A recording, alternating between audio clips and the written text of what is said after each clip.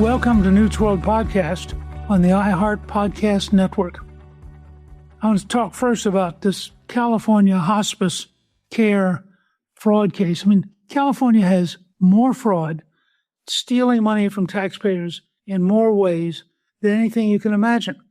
Earlier this year, the California Attorney General's office filed charges against 21 people tied to a $267 million Med-Cal hospice fraud ring. The defendants were accused of buying stolen personal information on the dark web, enrolling those identities in Medi-Cal through Covered California, and running 14 shell hospice companies that billed the state for end-of-life care. The patients were not dying, and many of them did not even live in California. And the specific examples are hysterical. You cannot believe that the state of California is run so badly that it was sending out money the way they were doing it. But it's something they've done before, most notably when the criminals in the California prisons actually stole $20 billion using the prison computers during COVID. You can't make this stuff up. It's just one more example why California is decaying and why the idea of the governor of California running for president is somewhere between a joke and a disaster. Now, let me give you another example of how the world's changing. There's been an enormous shift in West Virginia away from the Democrats towards the Republicans. The West Virginia Secretary of State, Chris Warner, reported that 68,235 voters have changed party affiliation since January 31st, 2024. 16,910 switched from Democrat to Republican. 20,000 went from being unaffiliated to Republican. So the Democrats had 12,229 more people leave the party to become unaffiliated, while the Republicans only lost 7,559 to become unaffiliated. So the result is, this is a state when I was young that was totally Democrat. Remember that. West Virginia historically was totally Democrat. But as of April, data shows 519,000 registered Republicans against 327,000 registered Democrats and 301,000 registered independents. That is an enormous break. And by the way, if you read the work of Seth Keshel, who I think is the smartest single student of voter registration in America, he'll tell you that in almost every state, the migration is toward the Republican Party and away from the Democrats. Coming up, I'm joined by Carl DeMaio, California State Assemblymember representing District 75. We're going to discuss the California Voter ID ballot initiative that he is leading and which is now on the ballot.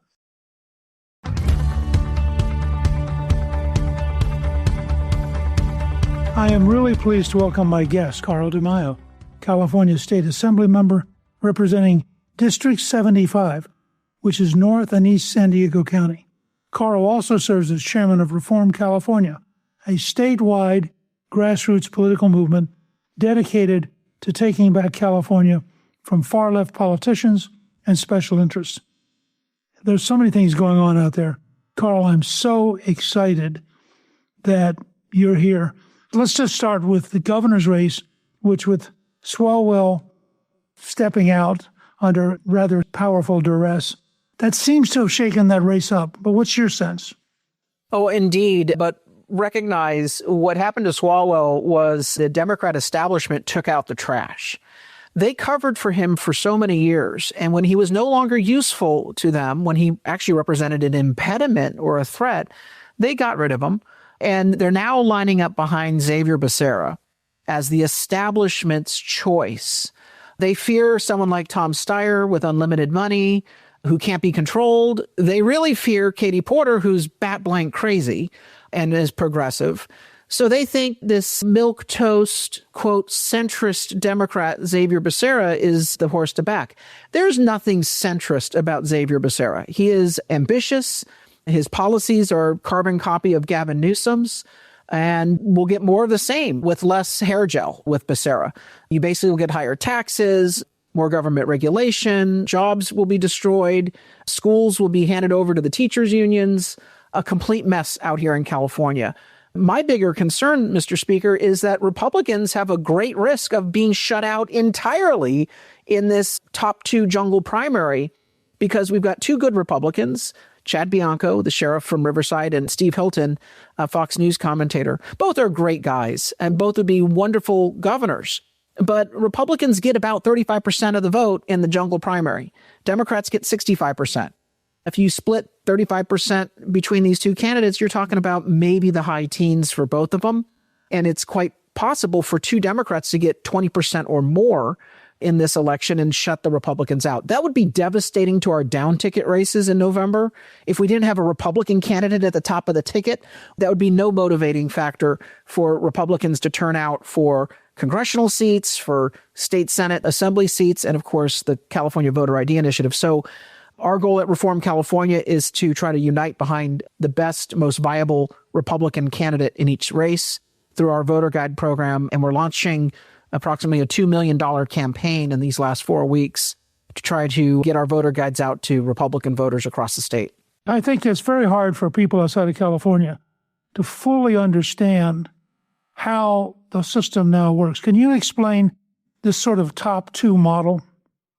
Yeah, the establishment special interests, the labor unions, the lobbyists, the business groups, about a decade and a half ago, realized that if you have political party voters, if Republicans got to choose the Republican nominee for state assembly, state senate, or Congress or governor, that they would get, well, people who are more conservative. Conversely, some of the Democrats said, well, maybe we would get more liberals in Democrat primaries. So they kind of got together and they did a deal.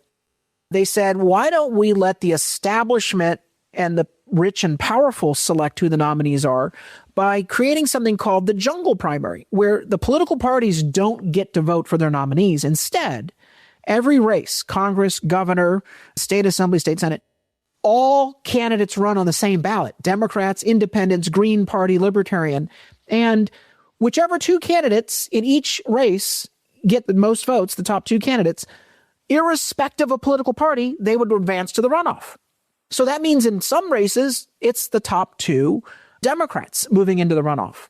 In my race last election, I'm the more conservative Republican, and the Democrats split the vote in my seat so that two Republicans advanced to the runoff so that they then could back the squish, the sellout Republican in the runoff.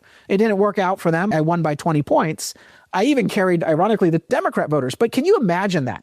Urging Democrats to strategically vote for a Republican or Republicans to vote for a Democrat in a primary, it's just illogical. And it's not the way elections should be run. But unfortunately, that's the screwed up system we have in California. So in this primary, in the governor's race, the top two candidates on June 2nd with the most votes, irrespective of political party, will advance to the November runoffs, which means you could very well have two Democrat candidates be the top two, and they would be the only two on the ballot in November. And have you picked somebody in the governor's race?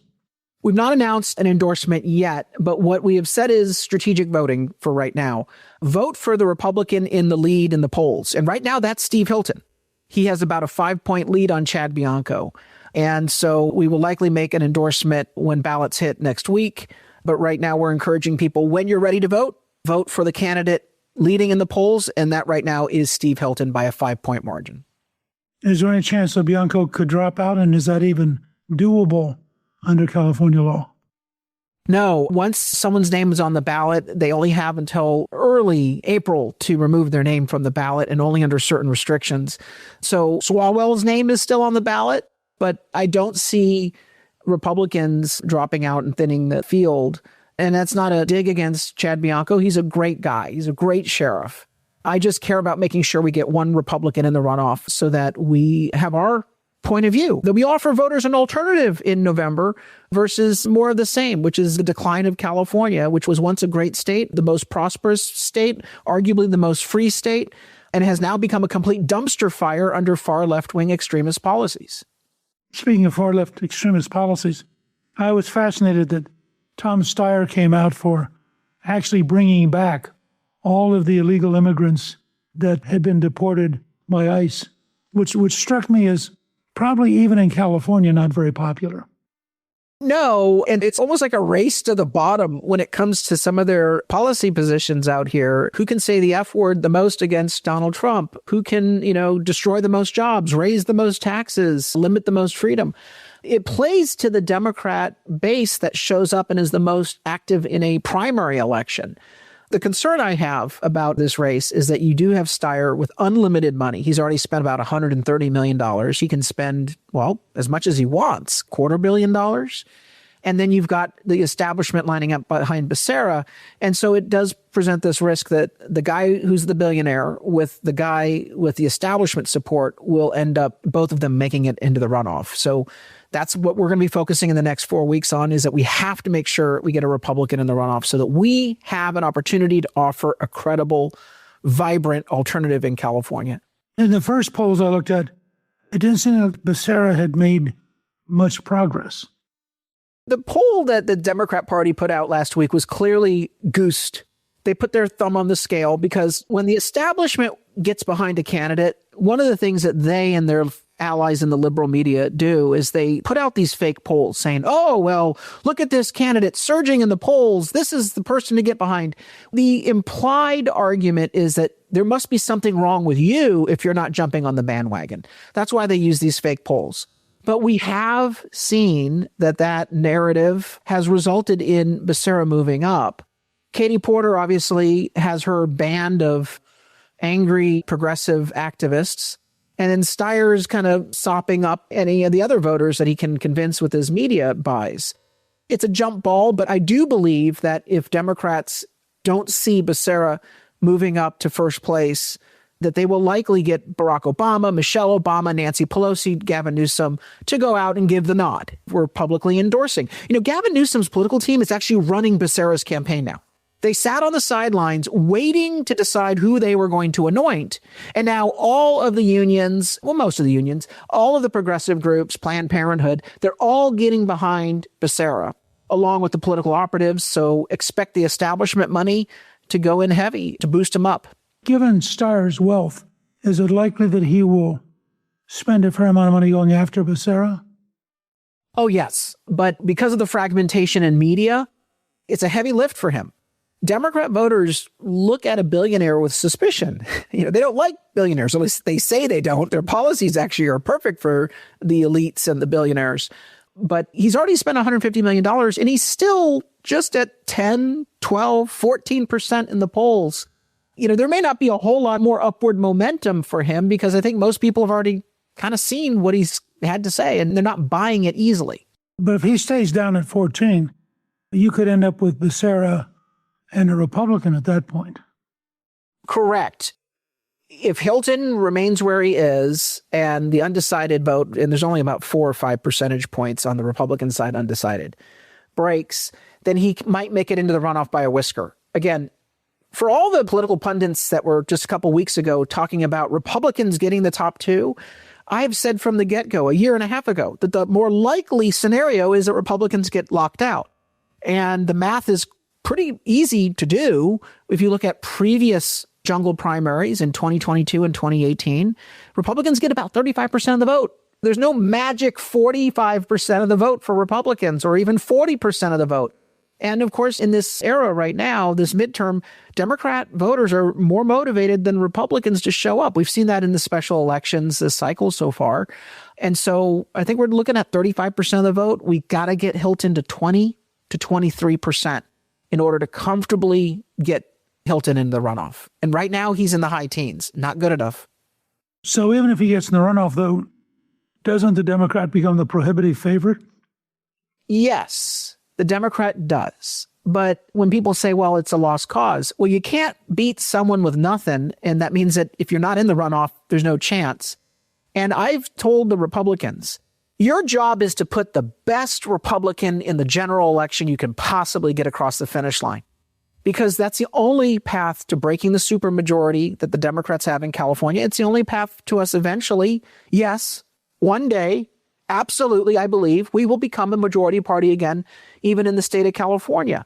You're not going to be able to do that if you constantly get shut out of the finals, because then those voters who show up in the general election, they don't hear an alternative. And we've got to offer a credible alternative election after election after election to make sure that we make up some ground. When we come back, we'll talk about the California Voter ID Initiative, a state constitutional amendment on the November 2026 ballot that will require voter ID for all future elections in California.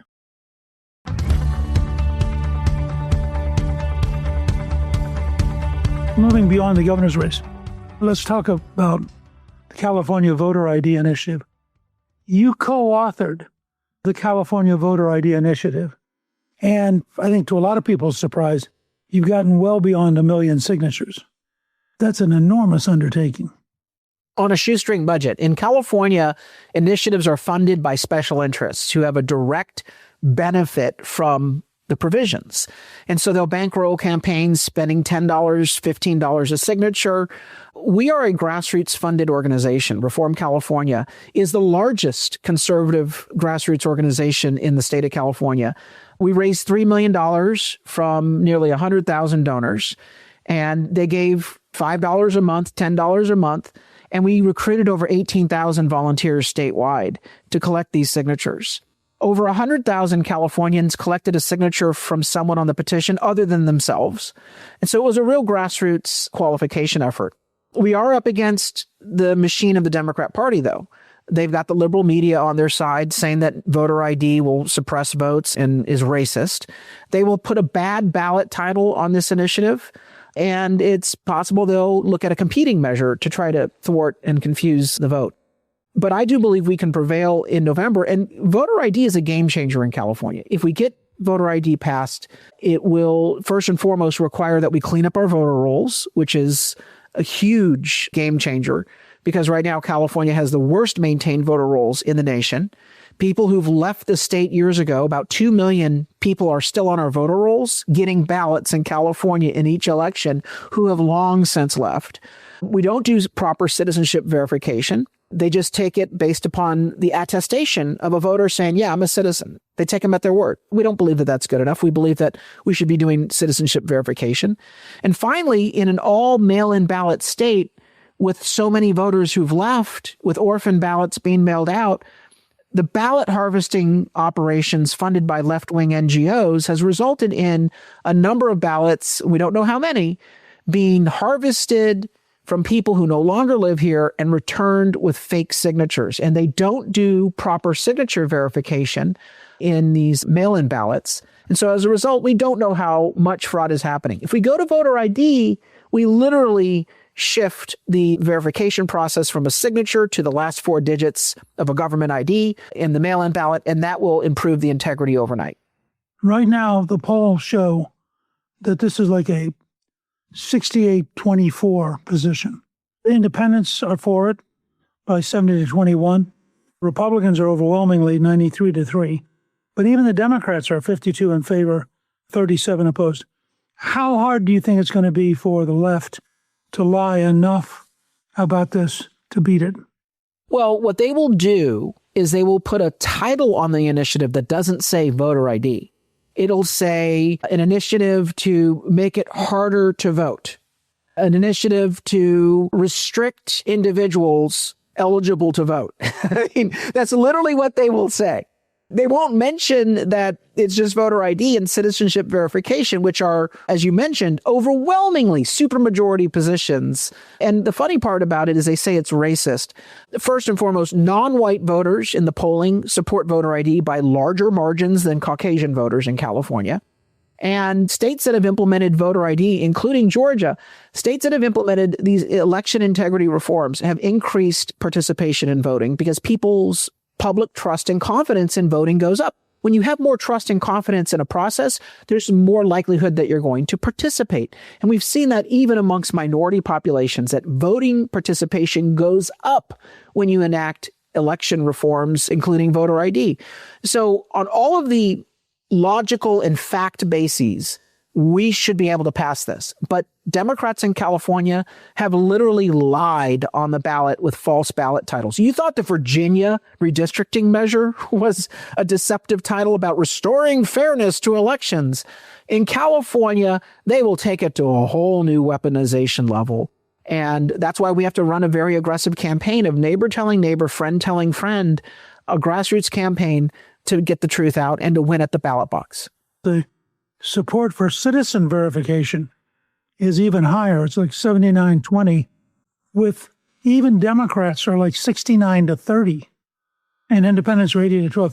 So if we get a Republican into the general election for governor, isn't this an issue that they could potentially wrap themselves around and draw the contrast with the Democrat and have just an enormous advantage? Oh, absolutely. What Reform California has been doing is we've been working with all the statewide candidates and all of our target legislative candidates for Congress as well as state legislature to get them all to participate in an integrated campaign of making a case for all the ballot measures that we're for and against, as well as all the candidates. One of the ways that we can level the playing field, because the Democrats have the liberal media that will lie. They also have more money than we will ever be able to imagine spending. So they will have a money advantage and a media advantage. What they won't have is a movement advantage. And what we need to do is use that integrated slate, the voter guide, to give voters a simple description of what's on their ballot in terms of ballot measures, a plain English description, and make sure that they know who to vote for in every race. The two issues that we need to focus on in this election, number one, voter ID to boost turnout of Republican voters. We need to go after all the voters who voted for Trump in California. There are 6.1 million of them. That's a lot of Trump voting Republicans in California, and convince them to show up in a midterm election. So boosting Republican turnout with voter ID. But secondly, making a case to the persuadable independents and conservative Democrats that the cost of living is out of control, it's unsustainable, and that they need to vote down the various tax-raising schemes that are on the ballot. And that's why Reform California also has a tax reform measure on the November ballot to save Prop 13 and to overturn billions in unfair and costly tax hikes that will really give relief to working families. So we're going to make a cost of living play in the November election to the middle, as well as hopefully get more turnout of Republicans with the voter ID initiative. This is an integrated, strategic approach to combating the left in California. Coming up, we'll discuss the proposed California initiative called the Billionaire Tax Act that will impose a one-time 5% tax on billionaires and how it could potentially impact the California economy.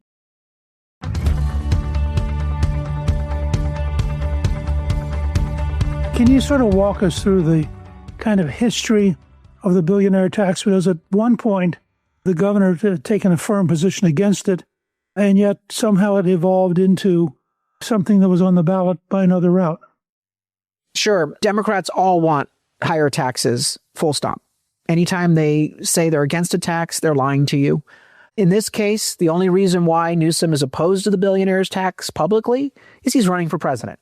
That's the only reason. He wants the campaign contributions from some of these billionaires for his ambition, and he certainly wants the money that the tax would raise.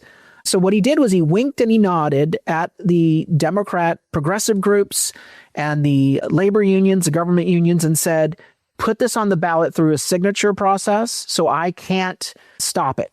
And that's exactly what they did. They ended up paying millions of dollars, tens of millions of dollars at $15 a signature to get 1.5 million signatures to force it on the ballot, which means it goes on the ballot with or without Newsom's signature.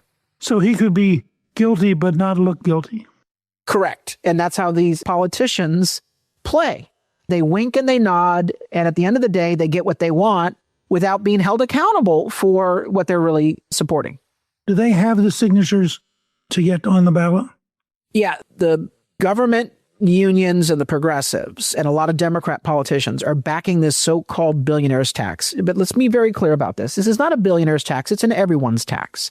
Hidden in the initiative is language that allows the state legislature to expand this tax to any taxpayer in the state of California without a vote of the people. But secondly, this is the socialist dream of Democrats who've always championed something called a wealth tax. I call it a savings tax. They're not content just to have an income tax on your income. They're not content to have a sales tax on what you buy, or a gas tax, or a car tax, or a utility tax, or a property tax. No. If you're somehow able to scrimp and save with California's high taxes and high cost of living and have a little money left over at the end of the year, these Democrat socialists, they want a piece of that too. They will go into your house and look under your mattress to find out if you've got cash stashed there. They want to tax your 401k, your savings account, any equity in your home through what they call the wealth tax, or what I call the savings tax. And so what we did in this election is we not only did the Save the Prop 13 tax, which we got qualified last week, but we are submitting signatures, Mr. Speaker, on a countermeasure called Stop the Savings Tax. And our signatures are being submitted today through early next week. And our initiative would counterbalance a billionaire's tax. If our initiative gets more votes than theirs, it would negate the billionaire's tax and ban any savings tax from ever being applied in the state of California. It's a state constitutional amendment that would bar the legislature from enacting a savings tax. I want to remind people, when they say they're going to tax the billionaires, you're a historian. Back in the 1910s, when the backers of the income tax amended the U.S. Constitution to give the Congress the ability to enact an income tax, what did they say? They said only 1% of Americans, the uber wealthy, would be subjected to an income tax. As a result of that lie, they were able to get this constitutional amendment to create an income tax, a federal income tax authority nationwide. Well, now everyone pays the income tax, of course. And this is exactly what they plan to do in California. They want to get a savings tax enacted. They say it's for the billionaires, but it's for everyone. And then once California enacts this crap sandwich, they're going to go to every other state in the nation and say, well, if California did it, you certainly should do it too. This is a socialist pipe dream. We got to block it right here in California for not only, protection of Californians, but protections of all Americans. You have people now who live in Nevada, which has no income tax, because they've fled California. Wouldn't this particular tax almost guarantee that everybody who's really successful just moves? Oh, it's a house of cards. California's revenue structure is absolutely unsustainable. The top 1% of income tax payers, the billionaires, the millionaires, contribute 38% of all of our income tax in the state of California. And the income tax is 2/3 of our state's revenue. So if you just get a couple billionaires to move to Florida or Texas, if you get a handful of millionaires to flee Silicon Valley, as they already have announced they have been doing because of the billionaires tax, then you're going to see a sucker punch to the state's budget. Now, as all of the tax-paying Californians flee, who's left? The citizens that are left on welfare.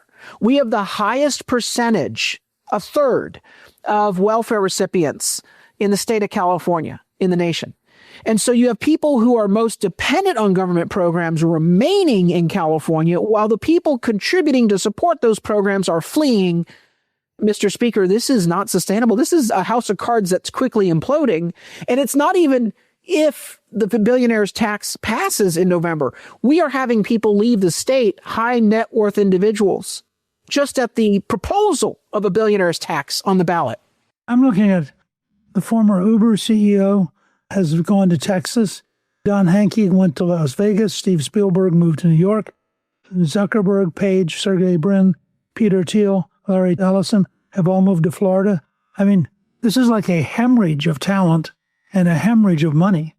It is. And can I just point out the hypocrisy here? The irony, with the exception of Peter Thiel. Great guy, libertarian, love him. The rest of them are all liberals who have put the monster in place. They have contributed millions of dollars, collectively billions of dollars, to support left-wing extremist politicians. And now the monster has turned on them, as the left always does, okay? When you're dealing with fascism, when you're dealing with socialism and communism, they always turn on members of their own coalition.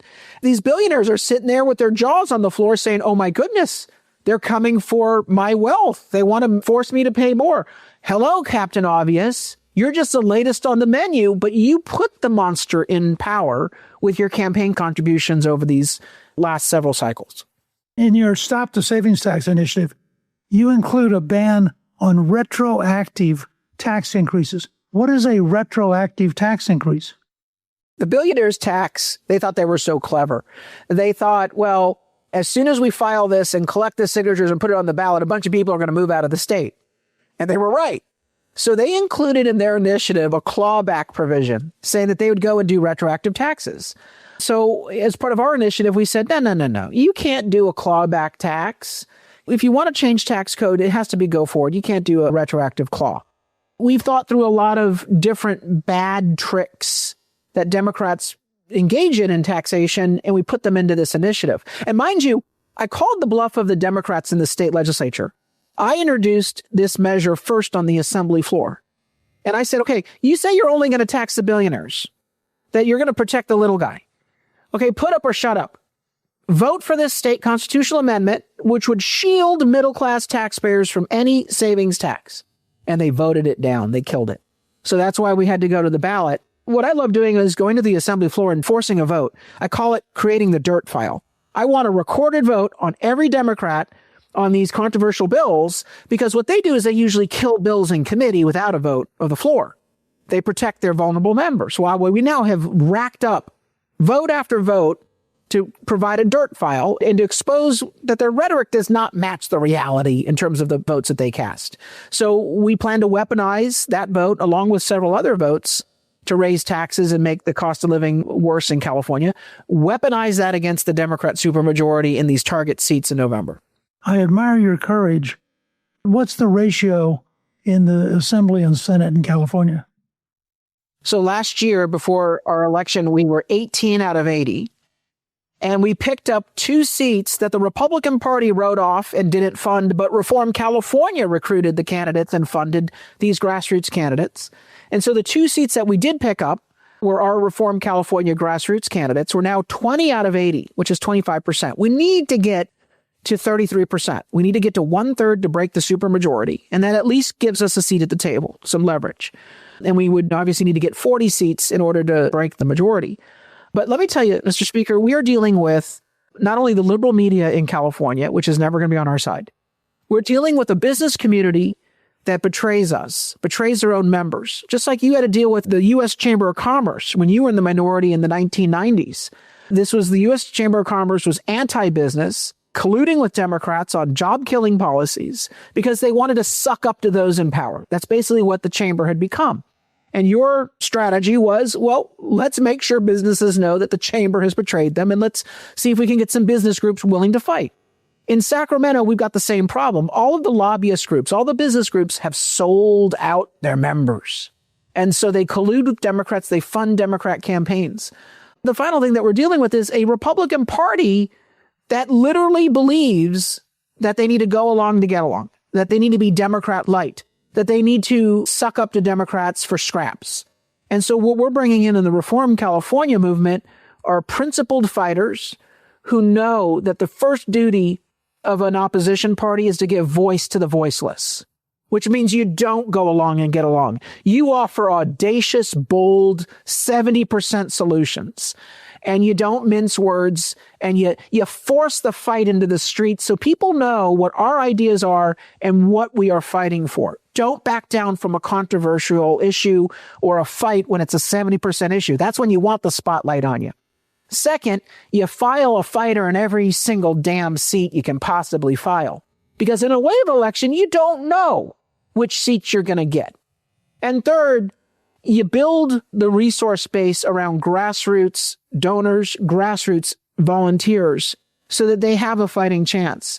We're turning the tide in California. It's not happening quick enough. Sadly, for every California common sense voter who leaves the state and goes to Texas or Georgia or Florida, now I've got to turn the tide with 2 more voters on our side to move the needle. But we are seeing an opportunity because things are so bad in California, and we now have a new approach to fighting that is very strategic, and I'm excited by. I think you're doing amazing work, and I think we've been looking for courageous people willing to build on positive ideas and willing to fight. And Carl, I think you absolutely reflect that. I want to thank you for joining me. Our listeners can follow the progress of the California Voter ID Ballot Initiative by visiting reformcalifornia.org. And I think they can get involved by visiting reformcalifornia.org. And you have a lot going on for them to be involved with. So thank you very much for joining us. Thank you very much, Mr. Speaker. Thank you to my guest, Carl DeMaio. Newt's World is produced by Gingrich 360 and iHeartMedia. Our executive producer is Garnsey Sloan. Our researcher is Rachel Peterson. Special thanks to the team at Gingrich 360. If you've been enjoying Newt's World, I hope you'll go to Apple Podcast and both rate us with 5 stars and give us a review so others can learn what it's all about. Join me on Substack at Gingrich360.net. I'm Newt Gingrich. This is Newt's World.